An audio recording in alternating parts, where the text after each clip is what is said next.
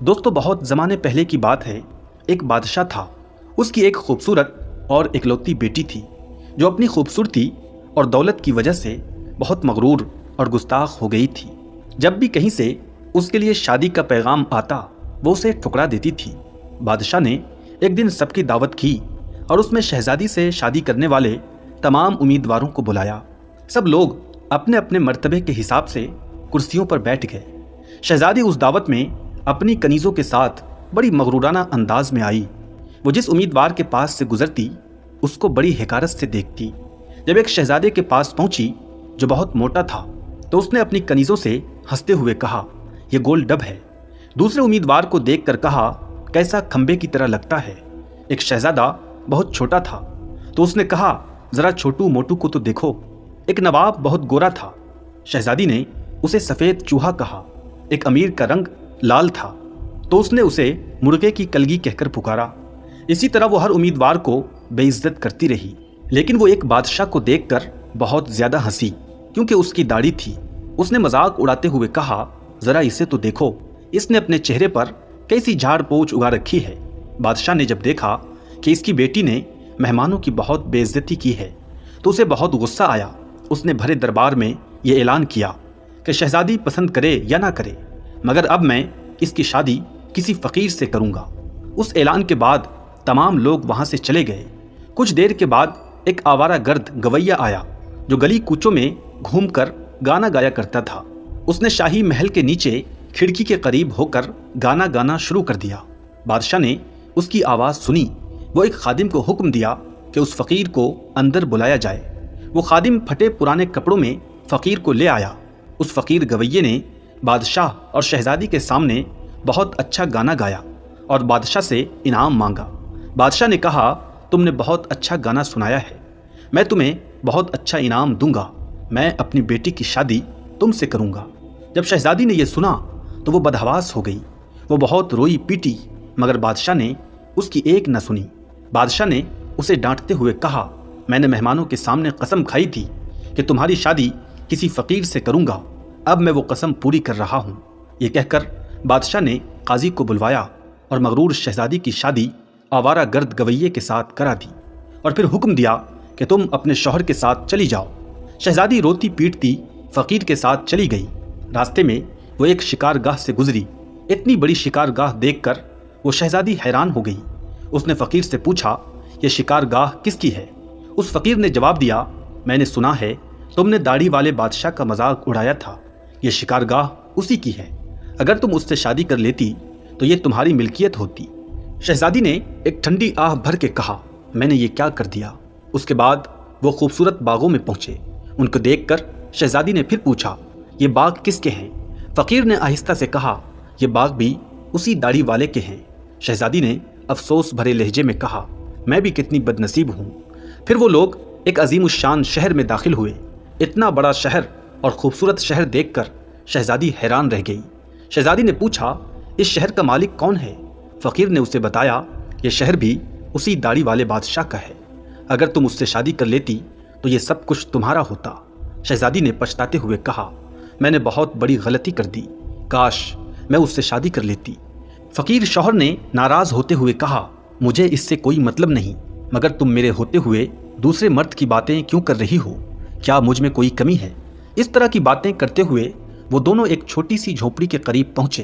पहुँचते ही शहजादी ने पूछा, कैसी बदनुमा और छोटी सी झोपड़ी है, ये किसकी है? फ़कीर ने कहा, ये मेरा घर है और यही वो जगह है जहाँ हमें ज़िंदगी गुजारनी है। शहजादी ने कहा, तुम्हारे नौकर कहाँ हैं? फ़कीर ने कहा, हमें नौकरों से क्या काम, तुम हर काम कर सकती हो। अब आग जलाओ और मेरे लिए खाना बनाओ, मैं बहुत थक गया हूँ। क्योंकि शहजादी को खाना पकाना नहीं आता था इसलिए फ़कीर ने उसकी मदद की और कुछ देर के बाद उन्होंने उल्टा सीधा खाना बनाकर खा लिया और बाद में सो गए।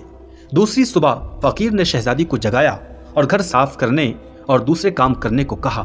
शहजादी तमाम दिन काम करती रही और जली कटी बातें भी सुनती रही, मगर सब्र के सिवा कोई चारा ना था। इसी तरह उन्होंने कई दिन गुजार दिए। फिर एक वक्त ऐसा आया कि उनके पास खाने के लिए कुछ न रहा। एक दिन फ़कीर ने कहा, मैंने जो कुछ कमाया था ख़त्म हो गया, अब तुम्हारे कमाने की बारी आ गई है। मैं तुम्हें बैत लाकर देता हूँ, तुम उससे टोकरियाँ बुनना। ये कहकर وہ جنگل کی طرف چلا گیا اور بیت کاٹ کر لے آیا۔ شہزادی نے ٹوکریاں بننا شروع کر دیا۔ اس نے پہلے کبھی ایسا محنت کا کام نہیں کیا تھا، اس لیے اس کی انگلیاں زخمی ہو گئی اور اس سے خون بہنے لگا۔ یہ دیکھ کر اس کے شوہر نے کہا، میرا خیال ہے تم یہ کام نہیں کر سکتی، میں تمہیں کچھ سوت لا کر دیتا ہوں، تم اس سے کپڑا بنا لینا۔ مگر وہ یہ بھی نہ کر سکی۔ فقیر نے کہا، تم میرے لیے بالکل بیکار ہو، کوئی کام نہیں کر سکتی، تم سے شادی کر کے مجھے بڑا نقصان ہوا ہے۔ بہرحال میں کوشش کرتا ہوں کہ تمہارے لیے مٹی کے برتن لا دوں، بازار میں جا کر اسے بیچ دیا کرو۔ مغرور شہزادی نے کہا کہ جب میں بازار میں کھڑی ہوں گی تو میرے ملک کے لوگ مجھے اس حال میں دیکھ کر خوب ہنسیں گے۔ فقیر نے کہا، یہ میرا مسئلہ نہیں ہے، اگر تم بھوک سے مرنا نہیں چاہتی تو تمہیں یہ کام کرنا ہی پڑے گا۔ جب وہ شہزادی بازار میں برتن بیچنے کے لیے گئی تو ایک خوبصورت لڑکی کو بازار میں برتن بیچتے ہوئے لوگ اس پر ترس کھا کر کچھ نہ کچھ خرید لیتے۔ وہ برتن بکنے کے بعد فقیر نے اسے اور برتن لا کر دیے۔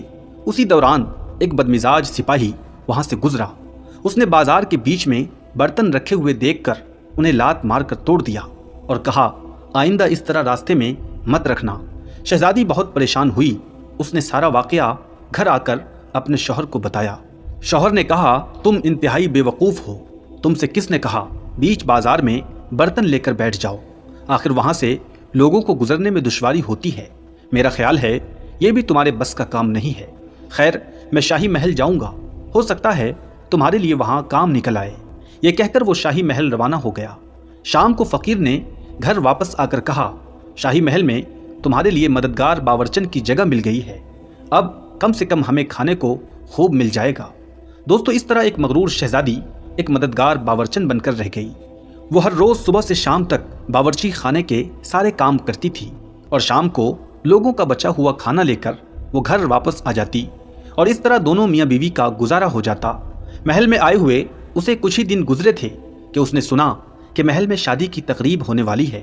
مقررہ دن جب مہمان آنا شروع ہوئے تو شہزادی باورچی خانے کی کھڑکی سے دیکھ رہی تھی۔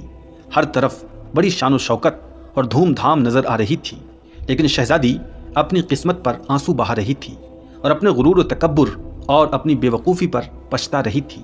اسی دوران کچھ کنیزیں آئیں اور انہوں نے اسے بہت مزیدار کھانے دیے جو اس نے ٹوکری میں رکھ لی اور گھر کی طرف چل پڑی۔ ابھی وہ محل کے دروازے سے گزر رہی تھی کہ اچانک ایک خوبصورت لباس میں ایک شاندار اور خوبصورت شخص نے اس کا راستہ روک لیا۔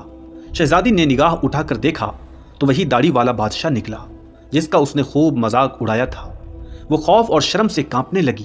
اتنے سارے لوگوں کو دیکھ کر اس کا اپنے اوپر قابو نہ رہا اور گھبراہٹ میں ٹوکری اس کے ہاتھ سے گر گئی۔ اس ٹوکری میں سارا کھانا گر کر بکھر گیا۔ تمام درباری ہنسنے لگے۔ شہزادی کا یہ حال ہوا کہ کسی طرح زمین پھٹ جاتی